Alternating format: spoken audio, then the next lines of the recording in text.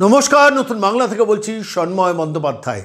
গতকাল রাজ্যের মুখ্যমন্ত্রী নবান্নের সভাঘরে একটা বৈঠক করেছিলেন। তার 119টি সম্ভবত পৌরসভার তাদের জনপ্রতিনিধি নয়, তাদের তাদের চেয়ারম্যানদের নিয়ে বৈঠক করেছিলেন এবং সেখানে কিছু মন্ত্রী এবং সরকারি আমলারা ছিলেন। বৈঠকের নাম ছিল রিভিউ মিটিং। রিভিউ মিটিংটা বেসিক্যালি সমস্ত পুরসভাগুলো রিভিউ মিটিং, পুরসভাগুলোতে কাজ হচ্ছে না, তার আগে রাজ্যের মুখ্যমন্ত্রী বলেছেন যে আমাকে কি ঝাঁটা নিয়ে নামতে হবে, অর্থাৎ সমস্ত অক্ষম অপদার্থ চেয়ারম্যানদের ডেকেছিলেন রাজ্যের মুখ্যমন্ত্রী নবান্নের সভাঘরে প্রকাশ্যে ভৎসনা করতে বা প্রকাশ্যে অসম্মান করতে। তাঁরই নিযুক্ত চেয়ারম্যান তারা যদি কাজ না করে থাকেন তাঁর দায়টা তাঁরও।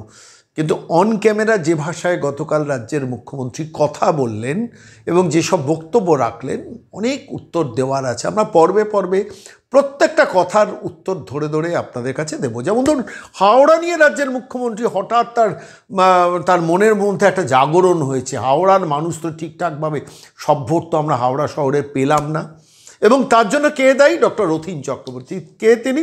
2013 থেকে 2018, 5 বছর সেই সময় হাওড়া কর্পোরেশনের মেয়রের দায়িত্ব ছিল তাঁর। তারপর 2018 এলো, 2018 পর আর নির্বাচন হলো না। হাওড়া পুরসভার সঙ্গে বালি পুরসভার মার্জিং করে দেওয়ার ব্যবস্থা হলো, যে একসঙ্গে হাওড়া কর্পোরেশনকে একটা বৃহত্তর কর্পোরেশন করা হবে যার মধ্যে বালি থাকবে। পরবর্তীকালে সেটাও আবার নতুন করে চিন্তাভাবনা করে সম্ভবত বালিকে আবার আলাদা করে দেওয়া হচ্ছে, আবার হাওড়াকে আলাদা করে দেওয়া হচ্ছে। গিনিপিকের মতো হাওড়াকে নিয়ে খেললেন, হাওড়ার মানুষকে নিয়ে খেললেন। তা সত্ত্বেও হাওড়া কিন্তু এবারও তৃণমূল কংগ্রেসকে জিতিয়েছে। তার অক্ষম হোক, অপদার্থ হোক, প্রসূন বন্দ্যোপাধ্যায়কে শেষ পর্যন্ত হাওড়া জিতিয়েছেন। কিন্তু তাতেও মমতা বন্দ্যোপাধ্যায়ের রাগ কিছুতে যাচ্ছে না, এবং তার জন্য প্রকাশ্যে হাওড়া সম্ভবত এসডিও একজন যিনি ছিলেন, যিনি বালি পুরসভা দেখার দায়িত্ব, তাকে প্রকাশ্যে ভৎসনা করলেন। ডাক্তার রথীন চক্রবর্তীর নামটা হঠাৎ টেনে নিয়ে এলেন। কী কারণে নিয়ে এলেন? তিনি নাকি হাওড়াকে ডুবিয়ে গেছেন। আচ্ছা, তর্কের খাতিরে ধরে নিলাম ডক্টর রথীন চক্রবর্তী হাওড়ার প্রাক্তন মেয়র, জগৎবিখ্যাত একজন ডাক্তারবাবু, শ্রদ্ধেয় সম্মানের মানুষ। নির্বাচনে জিততে পারেননি, সেটা অন্য কথা। যেহেতু বিজেপির হয়ে প্রার্থী হয়েছিলেন, ফলে তিনি সব নষ্টের গোড়া হাওড়াকে শেষ করে দিয়ে গেছেন। হাওড়ায় যে অনাচার হচ্ছে, অবিচার হচ্ছে, সবই তার কারণে। আচ্ছা বলুন তো, 2018, 2019, 2020, 2021, 2022, 2023, 2024, প্রায় 6.5 বছর চলে গেছে। যদি হাওড়ায় কোনো অনাচার ডাক্তার রথীন চক্রবর্তী করে গিয়ে থাকেন, তাহলে তার বিরুদ্ধে কেন এতদিনে কোনো ব্যবস্থা নেননি? কেন তদন্ত কমিশন বসাননি? কেন কোনো পুলিশে এফআইআর করেননি? আজকে মনে পড়লো, 6.5 বছর বাদে রাজ্যের মুখ্যমন্ত্রীর মনে পড়লো যে হাওড়া তৃণমূল কংগ্রেস যে ভোটটা পায়নি সেটার জন্য দায়ী ডাক্তার রথীন চক্রবর্তী। এবং অত্যন্ত অসভ্যভাবে, অসম্মানের সঙ্গে একজন রাজ্যের মুখ্যমন্ত্রীর মুখে যে ভাষা মানায় না, সেই স্টাইলে ডাক্তার রথীন চক্রবর্তীকে আক্রমণ করলেন। এবং এটাই ওর কালচার। আমি তৃণমূল কংগ্রেসের কালচার, মমতা বন্দ্যোপাধ্যায়ের কালচার নিয়ে বারবার আপনাদের কাছে বলি যে মানুষকে অসম্মান, অমর্যাদা করতে ভালোবাসেন যখনই তার ভোটে টান পড়ে বা নোটে টান পড়ে। দেখুন, নোটে টান পড়লেই তিনি কিন্তু ব্যবস্থা নেন নেতাদের ব্যাপারে, সেটা কিন্তু অন্যভাবে নেন।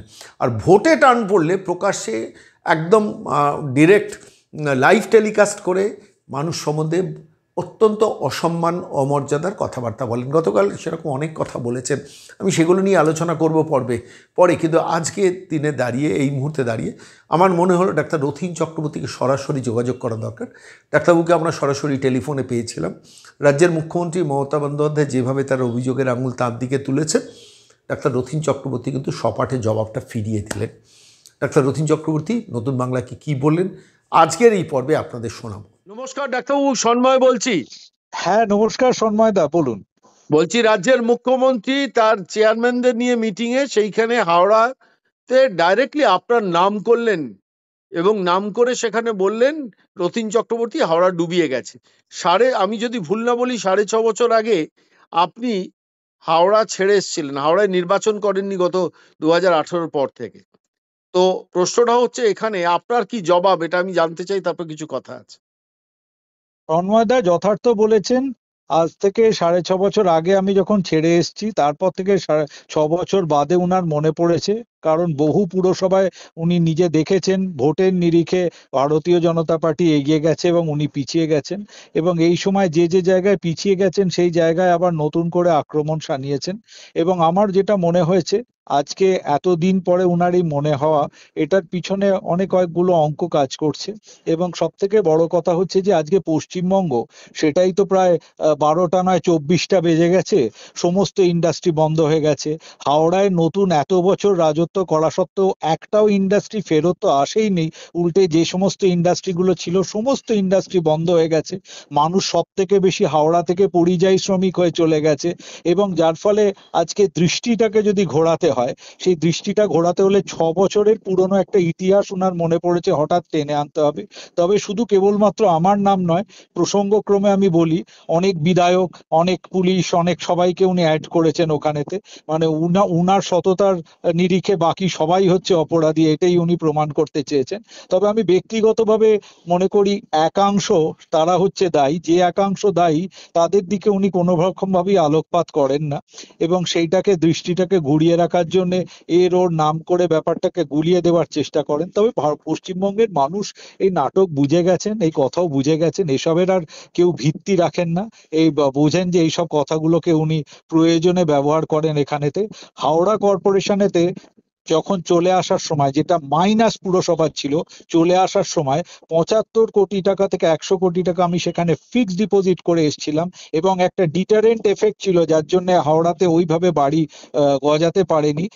তারপরে প্রায় 4000 বাড়ি গজিয়েছে ওখানেতে। হাওড়ার প্রত্যেকটা জায়গায় ডেভেলপমেন্টের কাজ সেই সময় হয়েছিল, উনি নিজে মুখে তখন স্বীকার করেছিলেন। আজকে 180 ডিগ্রি উনার ঘুরে যেতে এতটুকু সময় লাগলো না, এটাই আমাদের কাছে দুর্ভাগ্যের। যদিও আজকে উড়িষ্যার পাশের রাজ্যে দেখবেন নবীন পট্টনায়কজি যখন চলে গেলেন, তখন কিন্তু সেইখানে অপোজিশন পার্টিও তাকে যথাযথ কথা বললেন এবং শ্রদ্ধা জানালেন। এই কালচারটাই পশ্চিমবঙ্গে নষ্ট করে দিয়েছেন। যেটাকে ভালো সেটাকে ভালো বলার অধিকারটাই পুরো নষ্ট হয়ে গেছে, সবাই চুপ করে থাকেন সেই জায়গায়। যদি উনার ভালো কিছু থেকে থাকে, সেই সময় উনি যেগুলো ভালো বলেছিলেন আজকে উনার মুখেই সেগুলো মিলিয়ে চলে গেল ওখানেতে। আমি মনে করি এই ঘৃণ্য রাজনীতি পশ্চিমবঙ্গের বুকে যতদিন চলবে, ততদিন পশ্চিমবঙ্গের অধঃপতন চলতেই থাকবে, এবং আগামী দিন পশ্চিমবঙ্গের জন্য খুবই চিন্তাজনক হয়ে দাঁড়াচ্ছে। এবং আমি হাওড়া কর্পোরেশন সম্পর্কে বলতে পারি, হাওড়া কর্পোরেশনের ভোটের ব্যাপারে রাজ্য সরকার সিরিয়াস নয়, যার জন্য হাওড়া কর্পোরেশনের ভোটটা মানে ঘটানো গেল না। হাওড়ার পরিষেবা একদম তলানিতে গিয়ে ঠেকলো। সমস্ত ব্যাপারের দিক থেকেই আজকে আজকে একটা সময় সত্যি যে মানুষটা আমাদের কাছে অনুপ্রেরণা ছিল, খুব দুর্ভাগ্যজনক যে আমরা একটা অন্য দৃষ্টিভঙ্গিতে আবার দেখতে বাধ্য হচ্ছি। হুম। রতিনবাবু, অনেক ধন্যবাদ। অন্তত মুখ্যমন্ত্রীর প্রত্যেকটা প্রশ্নকে আপনি ছুঁয়ে গেলেন, এবং আমারও বারবারই মনে হয়েছে, আমি শেষ করবো এই কথাটা বলে, যে আপনার বিরুদ্ধে অভিযোগটা হঠাৎ প্রকাশ্য সভায় বলে উনি হাওড়ার মানুষকে যে বঞ্চিত করেছেন, দুভাবে বঞ্চিত করেছেন। একটা হচ্ছে হাওড়া বালি এই নির্বাচনটাকে 6 বছর ধরে আটকে রেখে হাওড়ার মানুষের অধিকারটাকে মানে প্রতিষ্ঠা দেননি, সম্মান দেননি, মর্যাদা দেননি। আর দ্বিতীয়ত আরো একটা বিষয়, সেটা আপনার বলার বিষয় নয়, আমাদের বলার বিষয়, সেটা হচ্ছে হাওড়ার এক শ্রেণীর মানুষের তৃণমূলের প্রতি সমর্থনকে এনক্যাশ করে বছরের পর বছর একজন অক্ষম অপদার্থ সাংসদ এবং কিছু বিধায়ককে তিনি পুষে রেখেছেন, এবং জোর করে নির্বাচনে সেখানে জিতিয়েও এনেছেন। এবং স্বাভাবিকভাবেই সেই জায়গাটাকে যাতে মানুষ প্রশ্ন না করে, হাওড়া বা বালির মানুষ, সেই জন্যই পরিষ্কারভাবে আপনার দিকে অভিযোগের আঙুলটা ঘুরিয়ে দেন। অনেক ধন্যবাদ রতিনবাবু, আপনি একদম ঠিক আমাদের প্রশ্নের সম্রাট। উত্তর দেওয়ার জন্য। ভবিষ্যতে এটা নমস্কার, নিয়ে, নমস্কার। হাওড়া নিয়ে বারবার আপনার কাছে ফিরে আসবো। ভালো থাকবেন। অবশ্যই। নমস্কার। নমস্কার।